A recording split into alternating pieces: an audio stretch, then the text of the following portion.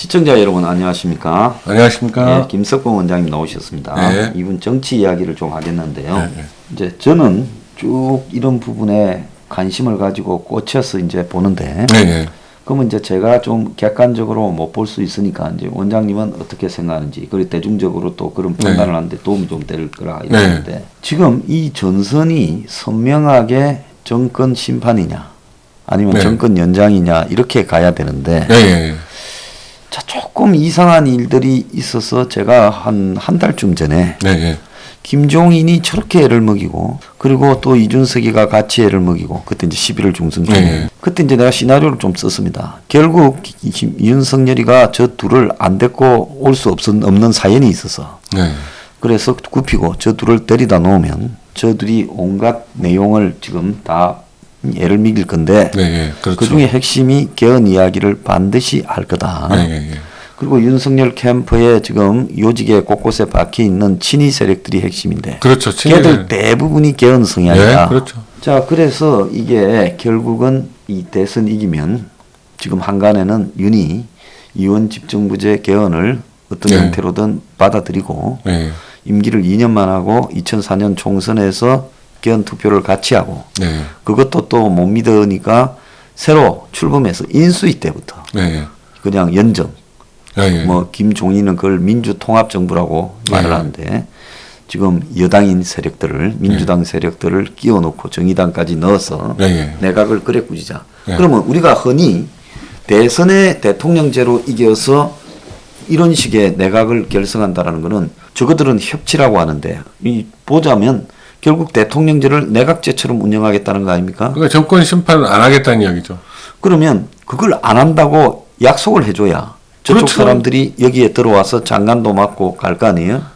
당연한 이야기죠. 그거는 그 협치를 한다면 상대방하고 그 협상을 해야 되는데, 협상을 하려면 우선 조건이 자기네의 문제를 심판하겠다고 그러면 누가 협상을 하겠습니까?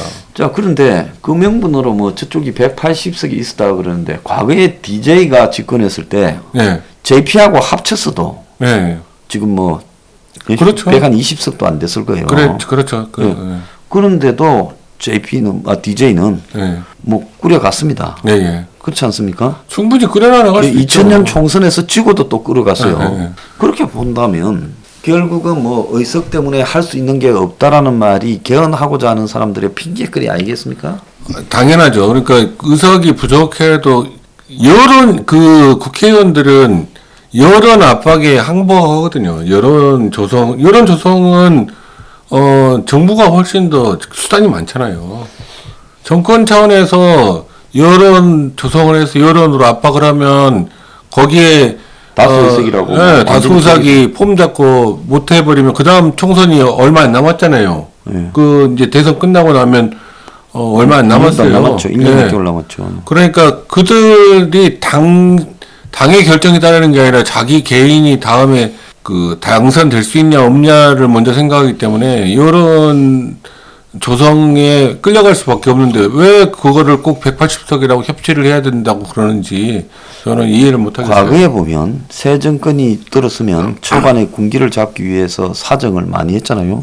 문도 역시 적폐청산을 했고요. 그러면 국회의원들 뭐 야당 의원들 보면 뭐 여당도 한 2명, 야당은 한 10대명씩 잡혀갔지 않습니까? 문도 그랬잖아요. 그렇죠. 보궐선거를 막 11개씩 했잖아요. 그게 다 이겼지만은. 그렇게 해서 의석 군들을 뒤흔들어 놓기도 하고 여러 가지 수단이 있지 않습니까? 충분히 그 우리나라 대통령제에서는 의석이 부족해도 법안 통과하는 게 쉽지는 않겠지만 그래도 다 할 수 있는 방법들이 있으니까 지금까지 끌어왔죠. 자, 그런데 의석 부족을 이유로 지난번에 홍준표가 그런 거에서 또 요걸 그렇죠. 그때 굉장히 그랬죠. 그런데 김종인이 이제 또 그런 이야기를 똑같이 말하고. 자, 그런데 이제 하나 좀 의아스러운 거는, 김종인이가 날고 긴다 하더라도 선대위원장 뿐일 건데, 다음 대선 이후에 꾸려갈 권력 구조나 아니면 여야의 협치, 야당 의원이 된 민주당 의원들을 장관시켜 주겠다. 아직 선거가 끝난 것도 아니고 한참 진행 중이고 지금 누가 이길지도 전혀 모르는데, 이런 이야기를 하면 대선 후보가 그렇게 말을 하는 김종인을 제재를 해야 되는데 지금 가만히 보면 김종인이 내놓고 막 지르는 것 같아요. 예, 지금 김종인을 제어할 수 있는 사람이 아무도 이 캠프에는 없는 것 같이 보여요. 그러면 김종인의 그런 권위는 도대체 어디에서 나왔을까요? 그 권위는 윤석열이 다 준 거죠. 그럼 그러니까 윤석열은 왜 윤석열- 저렇게 그 김종인한테 마치 옛날에 카노사의 굴욕처럼 왕이 그러니까 저는 왕한테 굽히듯이 저럴까요? 윤석열 씨가 과연 이 사람이 어떤 목적을 가지고 대통령에 출마했는지 갑자기 혼란스러워졌어요. 그렇죠. 네. 보통 사람이면 다 그렇게 느낄 거예요. 왜냐하면 그 권력 의지를 가지고 대선에 출마한 사람이라면 자기 나름대로 어떠한 정치를 해야 되겠고 어떠한 목표를 이루어야 되겠다라는 나름대로 그런 게 있거든요. 그림이 있지 않겠습니까? 예, 근데 그런 게 그냥 하나도 없는 사람인 것처럼 지금 하고 있어요. 예. 그 밑그림을 김종인이가 다시 다 그려달라는 건지, 예. 저는 그 윤 후보의 행보에 대해서 굉장히, 어제 오늘 굉장히 실망스럽습니다. 자, 그래서 윤 스스로가 또 오늘 아침에 중앙일보에 네, 예. 제왕적 대통령제를 네. 뭐 개헌을 안 하면서도 사실상 제왕적 네. 대통령제를 책임 총리제로 끌어가는. 그러니까 그래서 총리가 국무회의를 주재하고 뭐 장관을 뭐 또 임명을 하는. 오늘 그리고 대통령실을 예. 완전히 줄이는. 예, 예. 스스로 권력을 줄이겠다고 하는 권력개혁위원회를 김병준을 부위원장으로 지가 위원장으로 네, 내일 네. 또 당의 최고위원회에 상정한다는 거예요. 왜 이렇게 선거운동하고 바쁜 사람 내 이 뭔 생각나고 황교안이가 생각나요. 예, 예, 예.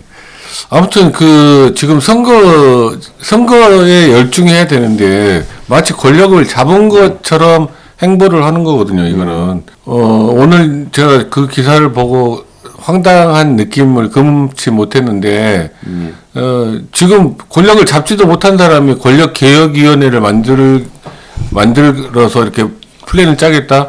그게 과연 국민들에게 그 표를 얻는데 도움이 될까요? 지금 보수에서 윤석열을 지지하는 사람들은 전부 문정권 심판을 해줄 것이라고 믿고 윤을 지지하는 거지. 문과 이렇게 짝짝꿍 해서 그냥 넘어가는 것을 원하는 보수 없거든요. 정권 교체라는 거는 정권 심판하고 연결되어 있는 건데, 정권 교체는 하되 정권 심판은 없다? 국민들을 속이는 거죠, 이거는. 만약에 그렇게 진행이 된다면.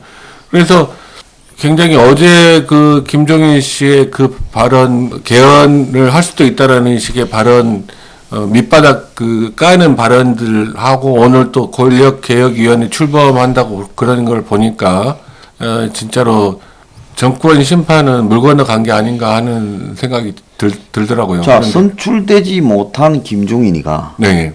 무슨 자격으로 권력구조 개편을 논의를 하고 그러니까요. 그리고 지금 당의 총괄 선대위원장이면 선거에 이기기 위한 그렇죠. 한마디로 자기 당의 어떤 방향과 목적 또 조직 관리 등을 하는 것이 총괄 선대위원장의 입장인데 네. 이재명이를 보고 25조 지원금 준다고 욕해놓고 지는 100조 준다고 말해버려요. 네. 그 이야기를 해도 윤석열이가 해야지 왜 지가 합니까? 그러니까 그것도 좀 황당한 거예요. 총괄 선대위원장이 그런 결정을 하고 그런 걸 이야기할 수 있는 사람이 아니잖아요, 실제로. 네. 그래서 지금 메신저가 윤석열에서 네. 김종인으로 바뀌고 네. 시장 자유주의에서 뭐 국가주의로 바뀐다 그러는데 뭐 사람들은 그래서 윤석열은 뒤로 빠지고 김종인은 윤석열을 한마디로 권력을 패배하거나 가소롭게 여기는 발언을 언론에 지금 지속하고 네. 윤석열이 뭐 그 사람 생각일 뿐이다라고 또 그러면서 지도 또 이게 보조를 맞추는 네. 구체적인 개헌하느냐 안 하느냐는 절차의 문제지 윤석열이 김종인의 말과 크게 차이가 없는 말을 또 그렇죠. 스스로 하고 있어요. 네. 그러니까 대통령제 하에 나라에서 대통령의 권한을 스스로 축소하겠다, 뭐 제왕적 대통령제가 문제가 된다.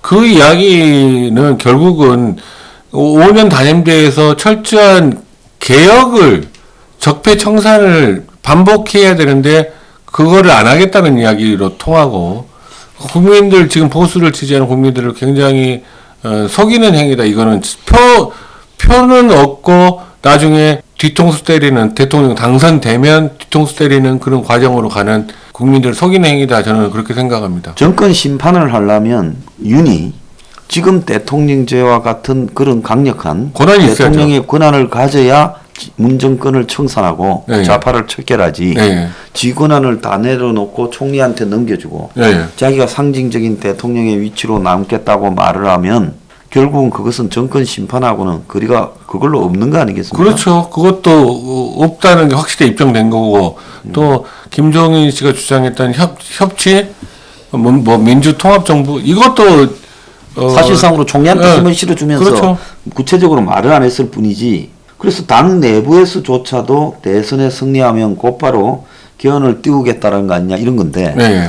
좀 의의가 없는 게 IS 같은 경우에는 네. 노태우한테 사인을 해주고도 네. 뻔뻔하게 뭉개면서 갔단 말이에요. 네. 근데 이 사람은 옛날에 황교안이가 네. 왜 총선을 앞두고 그 중요한 시기에 네. 연두 기자회견을 하면서 아무런 보도도 안 되고 알맹이도 없는 내용을 말하면서 총선 승리하면 개헌하겠다고 말을 했는가. 근데 이번에 윤석열이가 왜 대선이 한참 네. 박빙으로 진행 중에 있는데 왜 이 이야기를 하는가.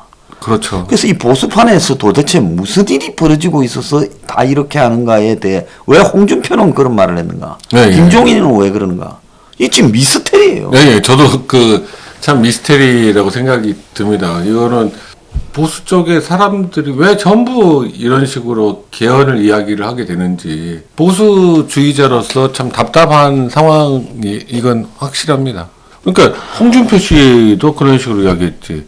황교안이 지금, 그렇죠. 예. 윤석열 씨도 지금 그런 상황이 되고 김종인 씨도 그렇게 이미 판 깔고 있고 원래 김종인 씨 내각제 개헌론자인 거는 알고 있는데 또 친이계가 지금 윤석열 주위에 많은데 친이계들이 계속 주장해왔던 게 개헌이죠. 이원 집정부제 개헌이거든요. 예. 그러니까 이재호 씨를 비롯해서 쫙 뭐 김용호 씨 뭐 전부 친이계 쪽이 전부 이원 집정부제 개헌론자들인데 그들이 진짜 노리는 거는 그냥 결국은 그냥 이번 기회를 통해서 이원 집정부제 개헌을 통해서 계속 간다. 평생 해먹겠다. 네, 그러니까 이 정치판에 뭐 중간 보수나 네, 네, 밝고 다른 사람들은 전부 개헌 가자고 돼 있고 네, 윤석열이 여러 가지 약점도 많고 지금 정치 경험도 없는 들어와서 네, 너 그냥 대선 한번 맛만 보고 네, 이름 대통령 좀 하고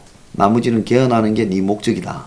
이렇게 지금 했을 건데 그렇다 하더라도 논리적으로 생각해 보면 그런 사람이 그런다 하더라도 네. 당에 들어와서 경선에서 후보된 사람이 그런 사람의 말에 너무 끌려다닐 필요도 없거든요. 그렇죠. 네. 과거 같으면 김종인이나 이준석이가 애를 먹이면 후보가 당에다가 저거 처리해달라 네, 이렇게 그렇죠. 했을 건데 네, 후보가 거의 찾아다니면서 무릎 꿇고 항복한격이 됐어요. 네, 그러면서 김종인이가 못 이기는 척하고 들어와서 들어오자마자 저런 소리를 또 그렇죠. 하거든요. 네. 그럼 선거를 하는 게 생각이 아니라 이 개헌을 관철시키는 용도로 지금 윤석열을 이야기하는 건데 네. 윤석열이 뻔히 그걸 알면서 김종인한테 매달리는 거는 윤석열이 누구한테 이 부분을 보여줘야 네. 자기 의도를 네. 그래야 뭐 편안한 게 있는 거 아니냐. 네. 옛날에 황교안이가 왜 저 짓을 했는가.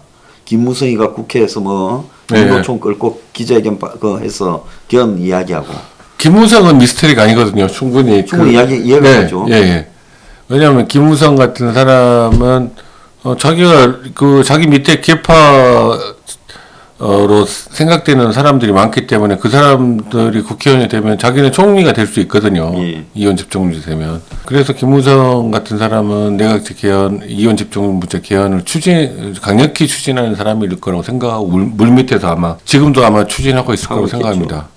근데 이제 신선한 인물이라는 윤석열이 이런 식으로 그쪽에 끌려다녀 버리면 이제 보수의 정권 심판을 학수고대하고 있는 지지자들이 진짜로 이거는 완전히 사기당하는 꼴이 되니까 너무 속상하다는 거죠. 자, 지금 이런 의문을 제가 이전에도 가져서 뻐꾸기냐라는 네. 이야기를 몇 달 전에도 했는데 결국은 문가리 입장에서는 자기 편인 이재명이냐 네. 아니면 좀 더 힘이 빠져서 네. 컨트롤 가능할 윤석열이냐. 예. 그래서 굳이 뭐 어느 쪽을 택해도 네. 이제 최악의 경우는 매난 이런 상황이 지금 벌어질 수 있는 틀을 만들어 가고 있는 것 같아요. 네, 예. 양다리 걸치기 성공한 것 같아요.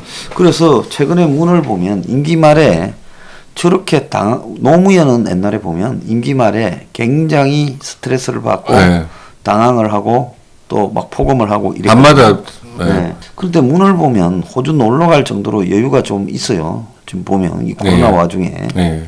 그래서 문의 저 여유가 어디서 나온 것일까 봤을 때 윤이 지금 이 중앙일보 내용을 보면 내가 이걸 갖다가 그쪽하고 연결대만서한테 하니까 아이 그건 너무 오버하는 겁니다. 누구 시켜서 이러다가 네. 중앙일보 보도됐는데 무슨 소리냐 하니까 곧바로 반응이 이거 좀 지금 나가면 안 되는 건데 일찍 나갔다 이런. 그러니까 계획은 다 짜여져 있다는 거예요. 아, 그쪽에서 예. 소장님한테 전화가 아니 내 아는 사람 시켜서 전화를 네. 시켰죠. 제가 네. 일체 접촉 안 하니까. 네. 그러니까 반응이 그렇게 튀어나온다는 거예요. 그러니까 한마디로 김종인은 저걸 갖다가 이야기해서 너 약속부터 지켜라고 저렇게 말을 하고 압박을. 네. 그리고 윤은 그 약속을 조건을 조금 낮추자고 또 저렇게 말을 하고. 네. 그래서 이 부분에 대해서 마치 누군가한테 네. 저 위에 있는 누군가한테 내 약속을 보여줘야 내가 안전하게 네. 목표에 갈 수 있다라는 부분에 강박적으로 쫓기는 느낌을 받았어요. 네.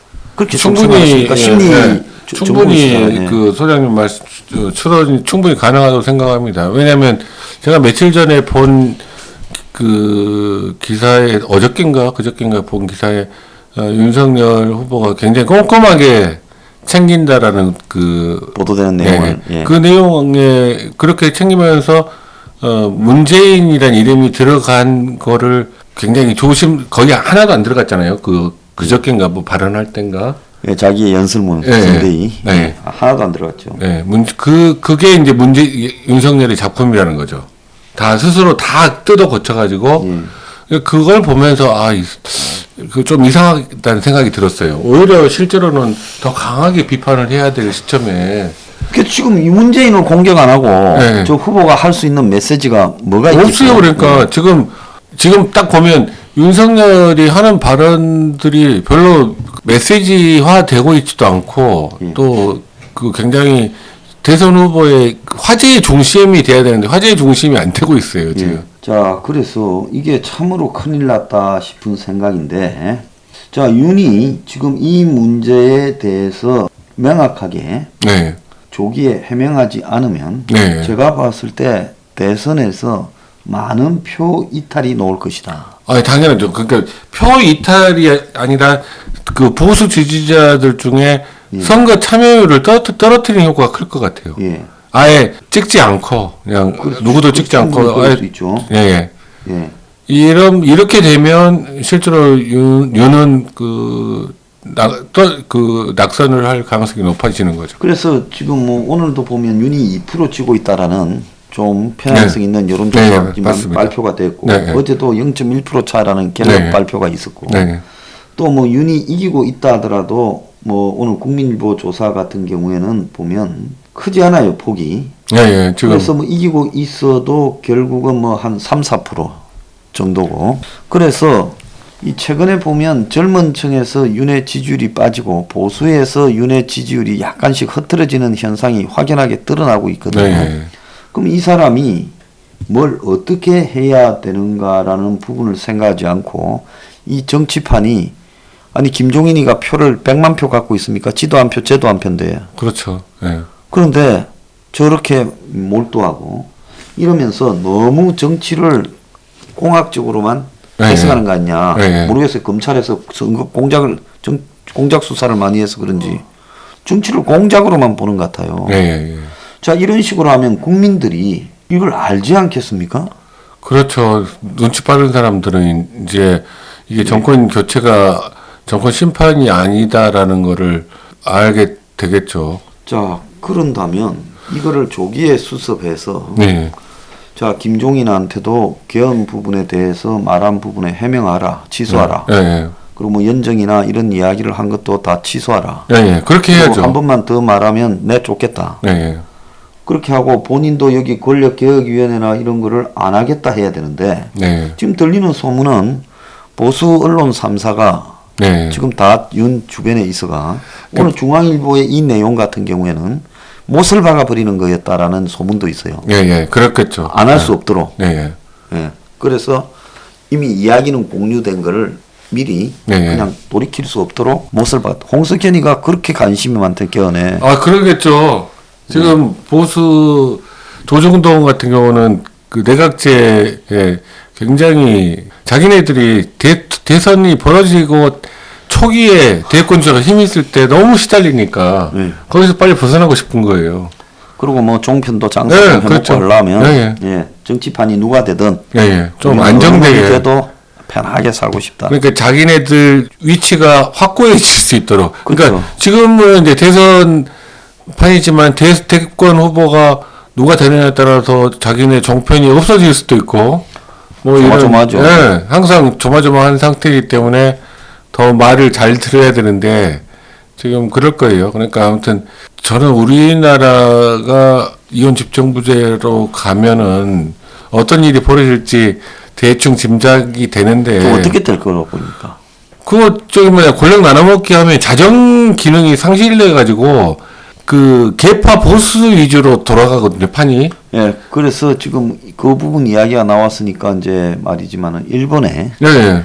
저 경제가 네. 훨씬 더 발전할 수 있었을 건데 저렇게 지금 갈수록 저렇게 좀 꺼져가는 이유가 네. 저 자민당의 보수 팝을 위주로 가는 정치 네. 형태가 일본의 후진성을 가져왔다 이런 이야기도 있거든요. 충분히 그렇게 될 수 있어요. 우리나라 그러니까 최소 5년 단임제는 처음 대통령이 바뀐 다음에 1, 2년은 바짝 긴장하고 뭔가 이렇게 돌아가는 것들이 있거든요. 좀 돌아가죠. 예. 예. 근데 그 이혼 집정부제 개헌이 돼버리면 실제로 개파 보수 이해관계에 따라서 국민의 의사하고는 전혀 상관없이 돌아가게 되고 정치자금 챙기기도 훨씬 더 유리한 조건이거든요. 예, 그리고 또 따지고 보면 야당이 없는 정치. 네, 그렇죠. 뭐 이기면 6, 네. 지면 4. 네. 이래서 나눠 먹는 거. 그러니까 안전빵이죠. 그러니까 이렇게 지금처럼 대선에 피말리는 죽느냐 죽이느냐 이런 대선판을 겪지 않아도 되고 그다음에 또 이제 대기업 정경련이나 대기업들 입장에서도 안정적으로 그 로비가 가능하다. 네. 개파 보수들 잘 달래면 되잖아요. 그러니까 국민들의 의사랑 상관없이 개파 보수 위주로 나라가 흘러가게 되는데 겉으로 보이는 이렇게 정치적인 투쟁은 적어질지 모르지만 실제로는 나라가 골병들어 갈 수 있다. 특히 이제 한국적인 현상에서 그 이 선진국과 같은 네. 부패의 척결에 대한 기준이나 네. 또 도덕성 이런 것들이 이 스탠다드가 되지 못한 나라에서 네. 이혼 집정부제를 하면 그렇죠. 장관 자체가 거의 돈 끄머들이는 기계가 될 가능성이 네. 있지 않겠어요? 다 그런 식으로 될 가능성이 굉장히 높고 어떤 개혁적인 거는 이제 나오기가 쉽지 않는 그런 상황이 되면 나라가 이제 개혁이 안 되면 나라는 항상 골병이 들어서 쇠퇴해 가는 거죠.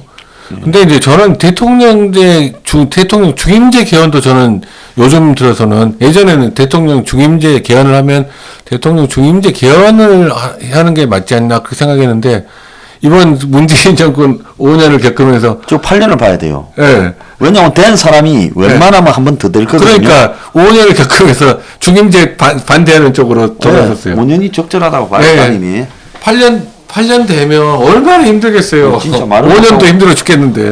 말아먹고 끝낼 수 네, 있죠. 네. 자, 그런데 또 하나 저는 우려하는 게 참 교묘하게 엮은 게 윤석열이 개헌에 동조 안 할 수 없도록 만든 코를 끼운 게 전두환 발언, 사과 발언을 통해 가지고. 네, 그래서 개헌. 윤석열이가 광주에 가서 5.18 정신을 헌법 전문에 반영한다고 했단 말입니다. 네. 그러면 이제 개헌을 해야 해야 돼. 될 거 아니에요? 개헌의 실마리는 그걸로 네. 열었어요. 자, 그런데 이제 5.18 정신이라고 상징을 하면서 거기에는 반미적인 의미도 있고 네. 그러지 않습니까? 네. 그래서 흔히 우리가 해오던 그 이 반공 친미 부분에 대한 이 반대적 의미가 있는 거죠. 거기에다가 이제 더 나아가서 이제 그것만 넣겠습니까? 여기 그러면 이제 북한하고 개헌의 문제도 다 넣겠죠. 목적을 네. 그럴싸하게 포장하지 않겠어요? 네. 세 가지죠. 네. 동서, 전라도, 아. 경상도 하, 그다음에 보수, 진보, 이념적 하, 네. 그다음 남북 간의 남북 통일을 네. 집행과 통일을 지향한다. 네. 자 이렇게 하면 통일 관련 조항이 100% 들어가지 않겠습니까? 당연하죠. 100%. 그런데 뭐 여기에 넣자고 하면서 잘해보자. 그리고 이거 넣어주라 하면 안 넣을 수가 보수판에 없어요. 있는 사람들 중에 그거 안 돼 할 사람 하나도 없어요. 네. 그러면 이제 쟤들이 우리는 통일부 장관 네. 뭐 이런 거, 네. 그다음에 뭐 국정원장 뭐 이런 거 하겠다. 예? 국방부 장관이나 그렇게 하면서 나눠 맡아서 그런 열심히 저쪽하고 구멍을 팔고 그렇게 되면 이거는 이제 정치가 그렇죠. 거의 개판 5분 전으로 네. 가는 거 아니겠습니까? 그렇게 되면 뭐 정권 교체 의미가 없는 거죠. 오스트리아가 네. 그 30몇 살짜리가 대통령 총리 됐다가 네. 쫓겨났잖아요. 네. 어린 놈이 비리가 하도 많아가. 그게 왜 그런가 하면 거기가 6대4, 4대6으로 나눠먹었거든요. 네. 대체로 보면 1, 2당이 네. 지금 그러니까 2차 대전 이후부터 집권을 돌아가면서요. 그러니까 오스트리아가 그 실제로 그렇게 발전을 못하는 나라가 예. 된 거죠. 자, 그런데 히틀러 같은 사람 나오지 말라고 독일에 연정을 하는 부분을 네. 김종인이는 그걸 매우 나쁘게 해석해가지고 한국의 독일식 연정 이런 걸 지금 들이밀고 있는 거예요. 저 독일에 가서 공부하고 왔다고. 네. 네. 한국하고 독일하고의 지금 이 사회 풍토가 같습니까? 완전히 틀리죠. 예. 그리고 지금 우리는 남북 분단된 나라잖아요. 그래서 더 실제로는 내각제적인 요소는 피해야 되는 거 아닌가. 국방 권한이 한 곳에 실질적으로 한 곳에 있어야 되거든요. 우리가 4.19 당시에 그 장면 도망갔었잖아요. 예, 총리. 예. 그때 당시에 아니 4.19가 아니라 5.16 때, 5.16 때. 예. 도망갔을 때 그 군 권한이 윤보선 양쪽 다 나눠져 있었죠. 혼돈스러운 상태였거든요. 내각제여서. 그래서 그런 위급한 상황에 대처를 전혀 못한 걸로 알려져 있는데, 저는 그런 의미에서도 이원 집정부제는 절대로 안 된다. 예, 지금 이런 분단 상황과 또 한국처럼 부패나 이런 관행이 예. 척결되지 않고 정권마다 재벌들하고 엮여가지고 난리가 나는 세상에서 예, 예. 절대로 이 재벌들, 이 자본 권력들이 정치 권력을 매수하는 이런 이원 집정부제를 하면 안 된다. 네. 이렇게 봅니다. 그러니까 뭐 6대4, 뭐 4대6 계속 나눠먹고 왔다 갔다 해버리면 누가 그 실제로 개혁을 하려고 정치인들이 소명으로서의 정치를 한 게 아니라 직업으로서의 정치를 해버리게 되기 때문에 이거 진짜로 겉으로는 화합형이다라고 생각할지 모르지만 실제로 내부적으로는 다 썩어 문드러져 가는 상황이 될 겁니다. 예, 오늘 그 원장님 모시고 지금 이 동당 내부에서 진행되고 있는 수상한 권력 구조 개편 움직임에 대해서 이야기를 나눠봤습니다. 감사합니다. 네, 감사합니다.